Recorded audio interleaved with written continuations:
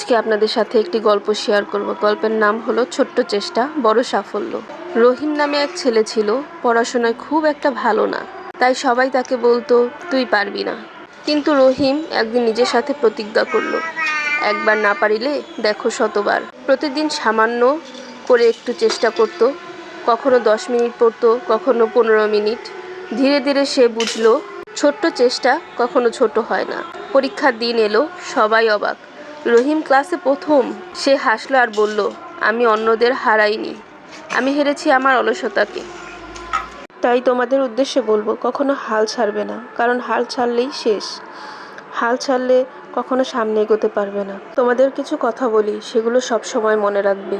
হার মানলে শেষ, চেষ্টা করলে শুরু।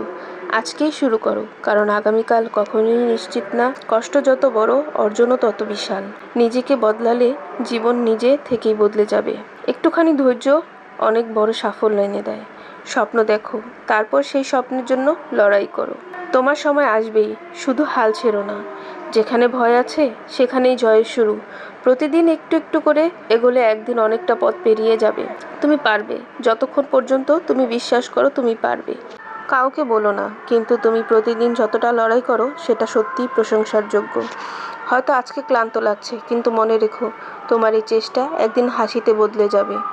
নিজেকে দোষ দিও না, তুমি সত্যিই সবটুকু দিয়ে চেষ্টা করছো। জীবন যতই কঠিন হোক, তুমি যে টিকে আছো এটাই তোমার শক্তির প্রমাণ। হাজারটা সমস্যা থাকলেও আশা হারিও না, তোমার গল্প এখনো শেষ হয়নি। কিছুদিন এমন আসে যখন কাঁদাটাও প্রয়োজন, কারণ সেই চোখের জলই আমাদের আবার শক্তি দেয়। তুমি যতটা ভাবো তার থেকেও অনেক বেশি মূল্যবান ও গুরুত্বপূর্ণ। অন্য কেউ দেখুক বা না দেখুক, তুমি নিজের পথটা ধীরে ধীরে ঠিকই তৈরি করে নিচ্ছ। সবাইকে খুশি করতে গিয়ে নিজেকে হারিয়ে ফেলো না। তুমিও ভালোবাসা পাওয়ার যোগ্য।